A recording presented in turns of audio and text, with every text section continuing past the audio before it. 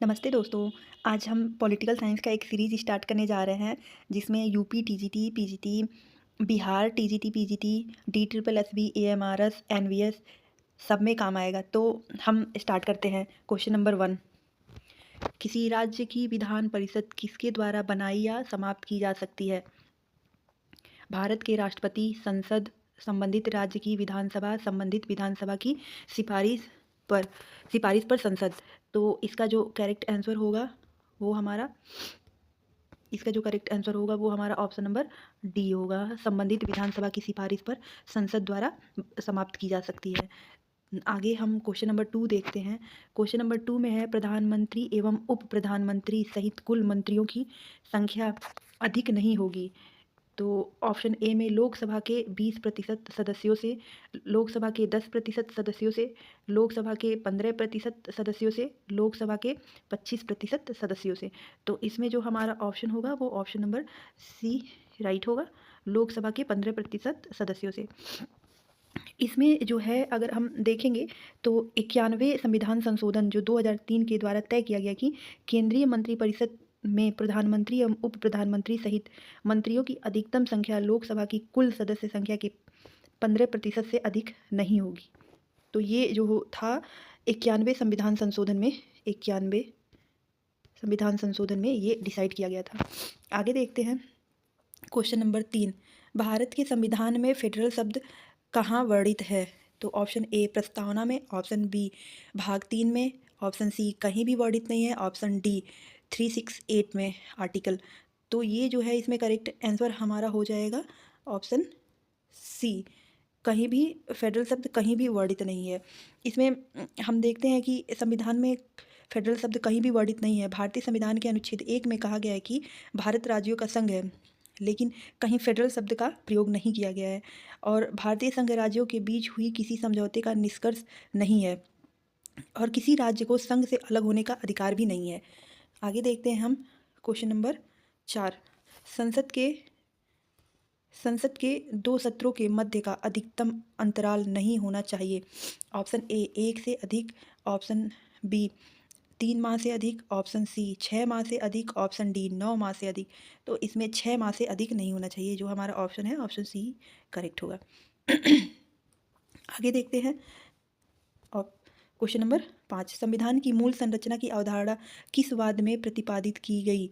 Option A के गोपालन बनाम मद्रास राज 1951, गोलकनाथ बनाम पंजाब 1967, केशवानंद भारती बनाम केरल राज 1973, TMA पाई बनाम कर्नाटक राज 2002। तो इसमें से मूल संविधान संरचना की अवधारणा किस वाद में प्रतिपादित की गई? तो इसका करेक्ट आंसर होगा केशवानंद भारती बनाम केरल राज 1973। ये करेक्ट आंसर है। आगे देखते हैं क्वेश्चन नंबर 6, भारत के संविधान की प्रस्तावना में समाजवादी और पंथनिरपेक्ष शब्दों का समावेश किस वर्ष किया गया था? तो भारतीय संविधान की प्रस्तावना में 42वें संविधान संशोधन 1976 में समाजवादी, पंथनिरपेक्ष और अखंडता शब्दों का समावेश किया गया था। तो इसका करेक्ट जो आंसर होगा, आंसर राइट बी होगा। आगे देखते हैं क्वेश्चन नंबर 7, जब भारतीय संविधान तैयार किया गया तब संविधान की प्रस्तावना में भारत को क्या कहा गया?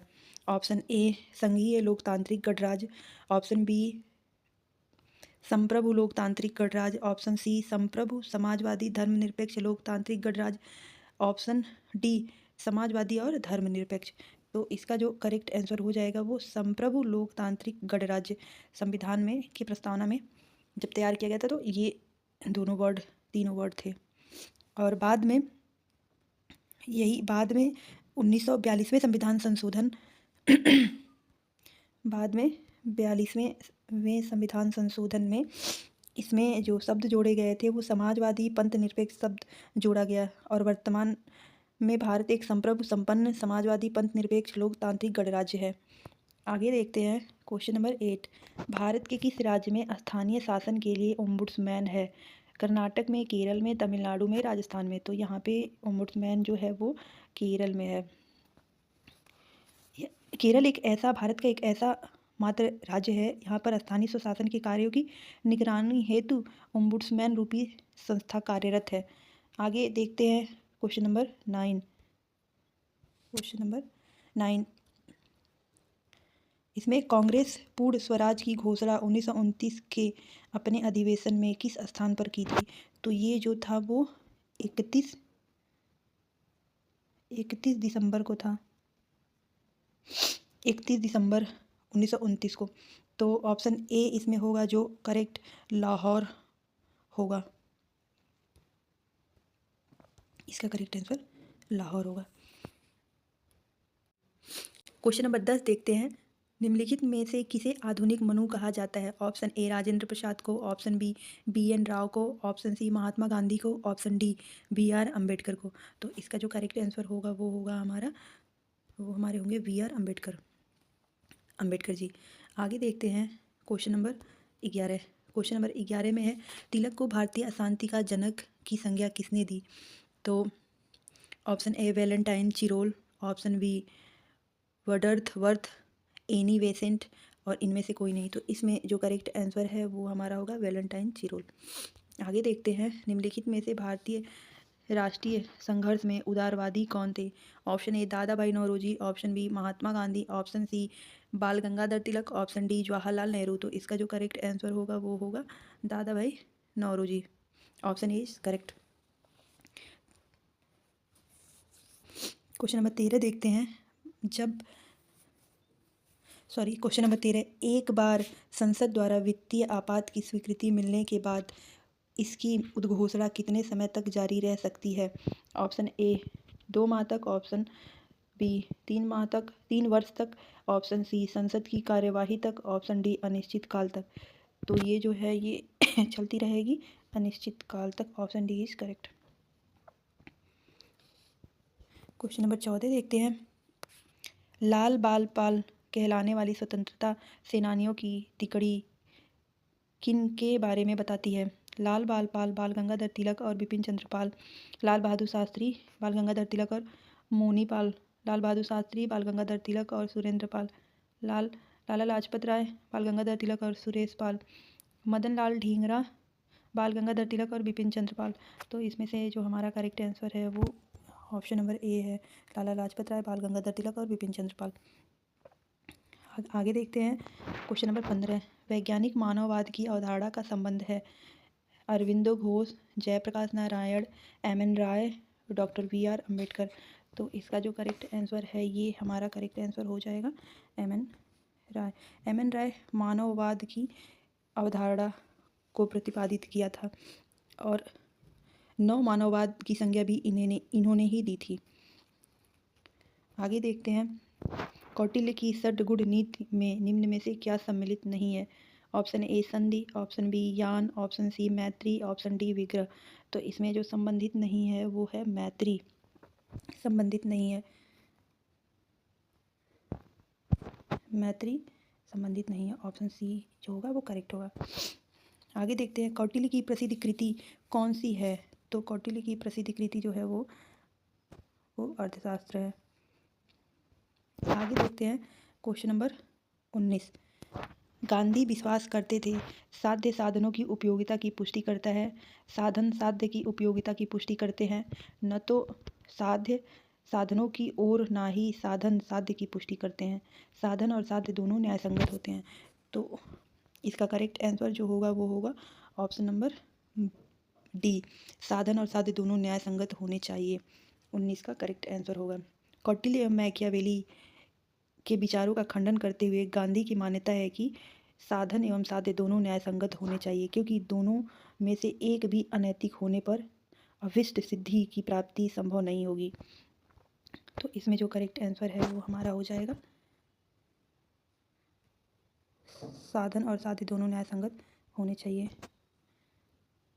Option number B. Question number 20, Marx का कम्युनिस्ट मैनिफेस्टो प्रकाशित हुआ था। तो मार्क्स का जो कम्युनिस्ट मैनिफेस्टो है क्वेश्चन नंबर 20 जो 1848 में हुआ था, मार्क्स का कम्युनिस्ट मैनिफेस्टो। मार्क्स के अनुसार सर्वहारा की तानाशाही व्यक्त करता है एक अल्पकालीन राज्य को, एक आदर्श राज्य को, एक उदारवादी राज्य को, एक निरंकुश राज्य को। तो एक अल्पकालीन राज्य को प्रदर्शित करता है सर्वहारा की तानाशाही। आगे देखते हैं, हम वेंथम से लेकर आज तक होने वाले ऐसे किसी वैज्ञानिक सुधार को नहीं जानते जिन पर उनका प्रभाव न पड़ा हो। यह कथन किसका है? वेंथम का, गैटिल का, हेनरी मैन का या डायल का? तो ये जो है वो हेनरी मैन का कथन है। हेनरी मैन का कथन मानना था कि हम वेंथम से लेकर आज तक होने वाले ऐसे किसी वैधानिक सुधार को नहीं जानते जिस पर उनका प्रभाव न पड़े। अन्य तथ्य, सर हेनरी मैन राज्य की उत्पत्ति के विकासवादी सिद्धांत के प्रमुख समर्थक थे। तो आगे देखते हैं, इसका हेनरी मैन होगा करेक्ट आंसर। आगे देखते हैं, निम्नलिखित में से किसने, क्वेश्चन नंबर 23, निम्नलिखित में से किसने राजनीतिक हित के लिए एक व्यक्ति एक वोट के सिद्धांत को प्रोत्साहित किया? Jeremy Bentham, John Locke, J S. Mill, Adam Smith? तो इसमें से जो करेक्ट आंसर होगा, एक व्यक्ति एक मत की बात करते हैं जेरेमी बेंथम, और इन्होंने ही जेल को सुधार गृह कहा था, बेंथम ने ही। द फिलॉसफी ऑफ राइट द्वारा लिखी गई थी, द फिलॉसफी ऑफ राइट लिखी गई थी, जो बुक थी वो थी हीगल की। सी करेक्ट आंसर है। आगे देखते हैं, किस विचारक ने महिला मताधिकार पर प्रबल समर्थन किया है? अरस्तु ने, लेनिन ने, जेरेमी बेंथम ने, जे.एस. मिल ने? तो इसका करेक्ट आंसर हो जाएगा जे.एस. मिल ने। आगे देखते हैं, राज्य पृथ्वी पर ईश्वर की यात्रा है, यह किसने कहा है? तो ऑप्शन ए एडम वर्क ने, ऑप्शन बी हीगल ने, ऑप्शन सी कांट ने, ऑप्शन डी बेंथम ने? तो इसको कहा है, करेक्ट होगा हीगल ने। आगे देखते हैं, क्वेश्चन नंबर 27, निम्नलिखित में से कौन एक सामाजिक अनुबंध विचारक नहीं है? तो Immanuel Kant, Thomas Hobbes, John Locke, John Rawls? तो इसमें जो हैं ये, इसमें थॉमस हॉब्स, जॉन रॉल्स और जॉन लॉक, ये जो हैं ये सामाजिक अनुबंध विचारक ये हैं। और इनमें से जो नहीं है वो करेक्ट आंसर है, जो वो है हमारा इमैनुअल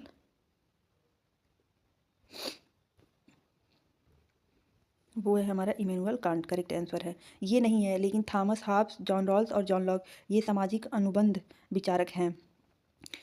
28 नंबर क्वेश्चन देखते हैं, कौटिल्य के लिए रूप दर्शक की अवधारणा का अर्थ है? ब्यूटिशियन, ऑप्शन नंबर ए सुंदर रूप देने वाला, option B magistrate, option C सिक्कों का निरीक्षक, ऑप्शन डी जमींदार? तो इसका करेक्ट आंसर हो जाएगा हमारा सिक्कों का निरीक्षक, रूप दर्शक की अवधारणा जो है।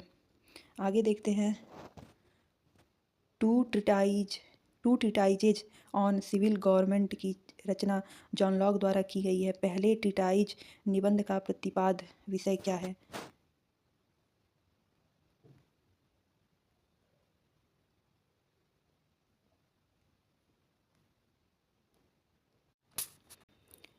तो प्रतिपाद विषय क्या है? क्वेश्चन नंबर 29 के आंसर देखते हैं यहाँ आगे।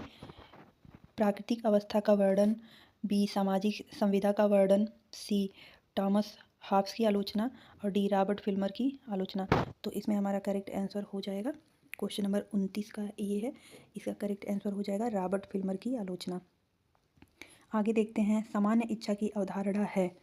तो सामान्य इच्छा की जो अवधारणा है, गुणात्मक अवधारणा है, परिणात्मक अवधारणा है, आंशिक रूप से गुणात्मक और आंशिक रूप से परिणात्मक है, न तो गुणात्मक है और न ही परिणात्मक है। तो क्वेश्चन नंबर 30 का जो करेक्ट आंसर हो जाएगा, सामान्य इच्छा की अवधारणा, जनरल विल की बात हो रही है यहाँ पे, तो इसका करेक्ट आंसर हो जाएगा गुणात्मक अवधारणा है। ये रूसो ने दिया था, रियल विल और जनरल विल। तो जो जनरल विल होती है वो गुणात्मक अवधारणा होती है। आगे देखते हैं, लॉक की प्राकृतिक अवस्था थी पूर्व समाजवादी, पूर्व सामाजिक, पूर्व राजनीतिक और ऐतिहासिक? तो लॉक की जो प्राकृतिक अवस्था थी वो पूर्व राजनीतिक थी, ऑप्शन नंबर सी करेक्ट है। आगे देखते हैं, लॉक के समझौता सिद्धांत में पहला समझौता संपन्न होता है लोगों में आपस में, जनता एवं समुदाय के मध्य, जनता एवं संप्रभु के मध्य, जनता एवं सरकार के मध्य? तो इसका जो करेक्ट आंसर है वो हमारा हो जाएगा क्वेश्चन नंबर 32 का लोगो, क्वेश्चन नंबर 32 का जो करेक्ट आंसर होगा वो लोगों में आपस में। आगे देखते हैं, किसने कहा कि व्यक्ति का जीवन एकाकी, क्षुद्र, घिनौना, पशुवत और अल्प है? मैकियावेली ने, हॉब्स ने, लॉक ने, रूसो ने? तो क्वेश्चन नंबर जो 33 है उसका आंसर होगा करेक्ट, इसका करेक्ट आंसर होगा ऑप्शन नंबर बी, हाब्स। 16वीं शताब्दी का प्रसिद्ध राजनीतिक विचारक टॉमस हाब्स ने कहा कि व्यक्ति का जीवन एकाकी, क्षुद्र, घिनौना, पशुवत और अल्प है। हाब्स अपने सामाजिक समझौता, प्राकृतिक अवस्था एवं मनुष्य की प्रकृति से संबंधित विचारों का प्रतिपादन अपनी अमर कृति लेवियाथन, जो 1651 में आया था, लॉक व्यक्ति की स्वाभाविक अच्छाई में विश्वास करता है, जबकि रूसो व्यक्ति को सीधे साधे पशु की श्रेणी में रखता है। मैकियावेली का विचार है कि व्यक्ति नितांत अवसरवादी होता है। आगे देखते हैं प्राकृतिक अवस्था, क्वेश्चन नंबर 34। प्राकृतिक अवस्था वाले मनुष्य को आदर्श बर्बर की संज्ञा किसने दी? तो option A Thomas Hobbes, option B John Locke, option C Rousseau, इनमें से कोई नहीं। तो क्वेश्चन नंबर 34 का जो आंसर है वो है रूसो, रूसो ने संज्ञा दी थी। आगे देखते हैं किसने कहा कि राज्य केवल समुदायों का समुदाय नहीं है, यह एक सर्वोच्च समुदाय है? तो ऑप्शन ए प्लेटो ने, ऑप्शन बी अरस्तु ने, ऑप्शन सी मैकियावेली ने और ऑप्शन डी बोंदा ने। तो इसका जो करेक्ट आंसर है वो हमारा हो जाएगा अरस्तु, अरस्तु ने। राज्य केवल समुदायों का समुदाय नहीं, यह एक सर्वोच्च समुदाय है, ये कथन अरस्तु ने दिया है। यह किसका कथन है कि संविधान सभा अनिवार्यतः एक दलीय देश में एक दलीय निकाय थी? वह सभा कांग्रेस थी तथा कांग्रेस ही भारत था। ये option A Morris Jones, option B Paul R Brass, option C Granville Austin, option D Richard Sisson. तो इसका करेक्ट आंसर जो होगा वो हो जाएगा Granville Austin, option number C correct है। किसने कानून को उच्चतर और निम्नतर को दिए गए आदेश के रूप में परिभाषित किया है? ऑप्शन ये 37 क्वेश्चन नंबर है। Option A T.H. Green, option B प्रा Holland, option C Bentham, option D John Austin. तो क्वेश्चन नंबर 37 का जो आंसर है करेक्ट वो हो जाएगा जॉन ऑस्टिन। आगे देखते हैं कम्युनिस्ट मैनिफेस्टो लिखा गया है। तो communist manifesto option A angel द्वारा, ऑप्शन बी प्रोधा द्वारा, ऑप्शन सी लेनिन द्वारा, ऑप्शन डी कार्ल मार्क्स एवं एंजिल्स द्वारा। तो 38 का जो है वो हो जाएगा हमारा कार्ल मार्क्स और एंजिल्स द्वारा। इसका करेक्ट आंसर डी होगा। एंजिल के साथ मिलकर मार्क्स ने पवित्र परिवार द होली फैमिली, जर्मन विचारक तथा साम्यवादी घोषणा द कम्युनिस्ट मैनिफेस्टो पत्र लिखा। कम्युनिस्ट मैनिफेस्टो वैज्ञानिक कम्युनिज्म का पहला कार्यक्रम मूलक दस्तावेज है। आगे देखते हैं मानव विवेक में आस्था निम्न में से किस विचारधारा में है? समाजवाद में, उदारवाद में, वैज्ञानिक समाज में, फासीवाद में। तो क्वेश्चन नंबर 39 का जो करेक्ट आंसर है उसका हो जाएगा हमारा बी उदारवाद में। आगे देखते हैं क्वेश्चन नंबर 40। वैज्ञानिक व्यक्तिवाद की अवधारणा का विकास किसने किया है? तो ऑप्शन ए लास्की ने, ऑप्शन बी वेंथम ने, ऑप्शन सी मिल ने, ऑप्शन डी स्पेंसर ने। तो वैज्ञानिक व्यक्तिवाद की अवधारणा जो थी वो स्पेंसर की है, स्पेंसर की है। आगे देखते हैं निम्न में से किसने प्रत्यक्ष प्रजातंत्र का समर्थन किया है?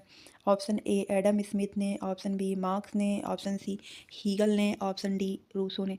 तो क्वेश्चन नंबर 41 का जो करेक्ट आंसर है वो रूसो का है। प्रत्यक्ष प्रजातंत्र की बात हमेशा रूसो ने की है। रूसो के अनुसार समझौता के परिणाम स्वरूप एक ऐसे समाज की स्थापना होती है जिसे वह राज्य, जनता, संप्रभु, नागरिक, प्रजा आदि सब कुछ कहता है। रूसो की राज्य सत्ता किसी विशेष व्यक्ति या व्यक्ति समूह की सत्ता नहीं है, बल्कि यह समान इच्छा के आधार पर स्थापित समाज है। रूसो की समान इच्छा प्रत्यक्ष प्रजातंत्र में ही संभव हो सकती है, प्रतिनिधि मूलक प्रजातंत्र में संभव नहीं है। आगे देखते हैं क्वेश्चन नंबर 42। आधुनिक दल व्यवस्था का उद्भव सर्वप्रथम हुआ संयुक्त राज्य अमेरिका में, ऑप्शन बी फ्रांस में, ऑप्शन सी इंग्लैंड में, ऑप्शन डी बेल्जियम में। तो इसका 42 का करेक्ट आंसर जो होगा वो संयुक्त राज्य अमेरिका होगा, संयुक्त राज्य अमेरिका में।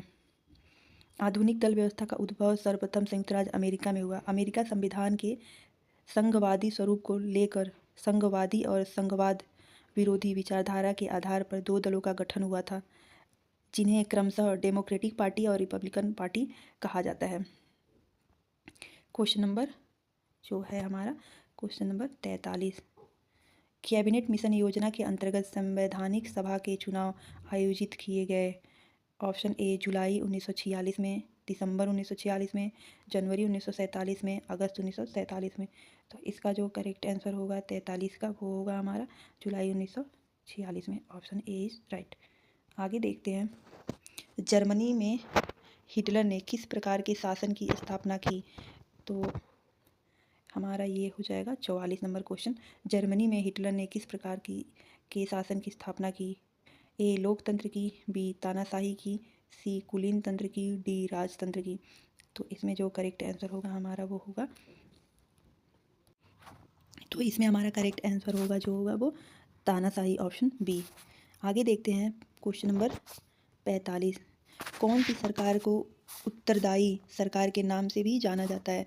ऑप्शन ए कुलीन तंत्र को, ऑप्शन बी संसदीय को, ऑप्शन सी राजशाही को, ऑप्शन डी तानाशाही को। तो उत्तरदायी सरकार के नाम से हम संसदीय सरकार को जानते हैं। आगे देखते हैं, कानून का सर्वमान्य स्रोत है। ऑप्शन ए परंपरा एवं रीति रिवाज, ऑप्शन बी धर्म, ऑप्शन सी कानूनी टीकाएँ, ऑप्शन डी विधानमंडल। तो इसका जो करेक्ट आंसर होगा हमारा क्वेश्चन नंबर 46 का जो होगा डी होगा, विधानमंडल। आगे देखते हैं क्वेश्चन नंबर 47, संप्रभुता का बहुलवादी सिद्धांत सर्वप्रथम किसके द्वारा प्रतिपादित किया गया। तो option A Laski, option B von Gierke, option C Bonda, option D MacIver. तो हम यहाँ पे जो करेक्ट आंसर है वो हमारा क्वेश्चन नंबर 47 का वॉन गियर्क है। ऑप्शन क्वेश्चन नंबर 48, बहुदलीय व्यवस्था नहीं पाई जाती है फ्रांस में, जर्मनी में, ऑस्ट्रेलिया में, क्यूबा में। तो बहुदलीय व्यवस्था नहीं पाई जाती है क्यूबा में। आगे देखते हैं, संप्रभुता के एकल सिद्धांत का प्रतिपादन कौन है। तो option A John Austin, option B Hobbes, option C Locke, option D Rousseau. तो संप्रभुता के एकल सिद्धांत का प्रतिपादक कौन है। तो ये हमारा क्वेश्चन नंबर 49 है। इसका जो है इसका जो करेक्ट आंसर होगा जॉन ऑस्टिन होगा। आगे देखते हैं क्वेश्चन नंबर 50, स्वतंत्रता का 4 निबंध फॉर एसेज ऑन लिबर्टी नामक पुस्तक किसने लिखी। तो हर्बर्ट स्पेंसर ने, जे.एस. मिल ने, अर्नेस्ट बार्कर ने, आयशा बर्लिन ने। तो इसका डी का आंसर होगा ईशा बर्लिन ने। आगे देखते हैं, वितरणात्मक न्याय के सिद्धांत का प्रतिपादन किया गया था। ऑप्शन ए हाब्स द्वारा, ऑप्शन बी प्लेटो द्वारा, ऑप्शन सी अरस्तु द्वारा, ऑप्शन डी लॉर्ड एक्टन द्वारा। तो देखते हैं हम, इसका करेक्ट आंसर जो होगा वो होगा अरस्तु द्वारा। आगे देखते हैं, राज्य के विकास को सही कालक्रम में व्यवस्थित कीजिए। प्राच्य साम्राज्य, रोमन साम्राज्य, यूनानी नगर राज्य और राष्ट्र राज्य। तो क्वेश्चन नंबर 52 का जो होगा ऑप्शन देखते हैं, क्वेश्चन नंबर 52। तो इसमें क्वेश्चन नंबर 52 में जो है हमारे वो करेक्ट आंसर हो जाएगा हमारा ए, करेक्ट आंसर हो जाएगा इसमें, क्योंकि 1 3 2 4। तो पहले नंबर पे जो आएगा हमारा, देखते हैं क्वेश्चन नंबर 52 में 1 3 2 4। तो सबसे पहले हमारा है जो है पहले नंबर पे है प्राच्य साम्राज्य, उसके बाद से हमारा है यूनानी नगर राज्य, ये दूसरे नंबर पे है। उसके बाद से रोमन साम्राज्य, ये तीसरे नंबर पे है, और राष्ट्र राज्य चौथे नंबर पे है। तो हमारा करेक्ट आंसर हो जाएगा जो है, हमारा करेक्ट आंसर हो जाएगा 1 3 2 2 4। आगे देखते हैं, प्रत्येक राज्य को उसके द्वारा प्रदत्त अधिकारों से जाना जाता है। Option A Bryce, option B Barker, option C Laski, option D Garner. तो करेक्ट आंसर हो जाएगा 53 का, ऑप्शन सी लॉस्की। आगे देखते हैं, सामान्यतः नगर राज्य की अवधारणा किससे संबंधित है। ऑप्शन ए प्राचीन मिस्र, ऑप्शन बी प्राचीन यूनान, ऑप्शन सी प्राचीन चीन, ऑप्शन डी प्राचीन भारत। तो 54 का जो करेक्ट आंसर होगा वो हो जाएगा हमारा प्राचीन यूनान, ऑप्शन बी करेक्ट होगा। आगे देखते हैं, निम्न में किस विद्वान ने समाज को ईंट और राज्य को सीमेंट कहा है? ऑप्शन ए आशीर्वादम ने, ऑप्शन बी गिलक्राइट्स ने, ऑप्शन सी गैटल ने और ऑप्शन डी गार्नर ने। तो इसको जो करेक्ट कहा है ये आशीर्वादम ने कहा है। आगे देखते हैं, राज्य के स्वरूप के बारे में निम्नलिखित में कौन सही है? राज्य अपने में एक साध्य है, राज्य साध्य का एक साधन है, राज्य साधन और साध्य दोनों है, राज्य न साधन है और न साध्य है। तो 56 का जो करेक्ट आंसर होगा वो हमारा हो जाएगा राज्य साधन और साध्य दोनों है। ऑप्शन नंबर सी करेक्ट होगा। आगे देखते हैं, कौन सा तत्व राज्य की सर्वोच्च शक्ति के रूप में माना जाता है? न्यायतंत्र, क्षेत्र, जनसंख्या और संप्रभुता। तो इसमें से माना जाता है जो वो है संप्रभुता। आगे देखते हैं, यह किसने कहा कि कौन क्या कब तथा कैसे प्राप्त करता है यह राजनीति का विषय है? Option A Lasswell, option B Laski, option C David Easton, option D Almond. तो इसमें से जो करेक्ट आंसर होगा 58 का वो हमारा हो जाएगा लॉसवेल। इसमें ऑप्शन ए लॉसवेल करेक्ट होगा। शक्ति राजनीति का समर्थन करते हुए लॉसवेल ने अपनी पुस्तक politics who gets what when how जो 1936 में आई थी स्पष्ट किया कि प्रमुख रूप से राजनीति का विषय है कौन क्या कैसे कब प्राप्त करता है। आगे देखते हैं, question number 59, beyond the welfare state के लेखक हैं Robert Nozick, Gunnar Myrdal, D L. Hobman, John Gutter. तो इसका जो करेक्ट आंसर होगा हमारा 59 का Gunnar Myrdal, option number C Gunnar Myrdal sorry pronunciation में थोड़ी सी दिक्कत हुई है। आगे देखते हैं, यूनेस्को के राजनीतिक विज्ञान का क्षेत्र कब निर्धारित किया गया था? 1948 में, 1949 में, 1950 में और 1951 में। तो ये 1948 में किया गया था, 1948 में। आगे देखते हैं, राजनीति विज्ञान सामाजिक विज्ञान का वह अंग है जो राज्य के आधारभूत तत्वों तथा शासन के सिद्धांत का विवेचन करता है। यह परिभाषा किसने दी? ऑप्शन ए गार्नर ने, ऑप्शन बी लास्की ने, ऑप्शन सी गिलक्रिस्ट ने, पॉल जेनेट ने। तो इसका करेक्ट आंसर होगा जो वो होगा Paul Janet, option number D correct होगा इसका। आगे देखते हैं, राजनीति विज्ञान सामाजिक विज्ञान का वह अंग है जो राज्य के आधारभूत तत्वों तथा शासन के सिद्धांत का विवेचन करता है। यह परिभाषा किसने दी? गार्नर ने, लॉस्की ने, गिलक्रिस्ट ने, पॉल जेनेट ने। तो ये 62 का जो आंसर है वो है पॉल जेनेट। आगे देखते हैं, संसदीय सरकार के तहत राज्य का प्रधान होता है आनुवांशिक व्यक्ति, निर्वाचित प्रतिनिधि, मनोनीत व्यक्ति, संवैधानिक प्रधान। तो इसका जो होता है वो होता है संवैधानिक प्रधान, डी। तो आज के इस सीरीज में इतना ही। हमने 63 क्वेश्चन का एक प्रैक्टिस सेट किया जो टीजीटी के लिए बहुत ही महत्वपूर्ण है। ये हम बिहार के टेट के लिए भी पढ़ सकते हैं। तो आप हमारे चैनल को सब्सक्राइब करिएगा, हमारे इस वीडियो को लाइक करिएगा और शेयर करिएगा। बहुत बहुत धन्यवाद। हम आगे ऐसे ही और भी वीडियोज़ लेके आते रहेंगे प्रैक्टिस सेट के लिए। Thank you so much.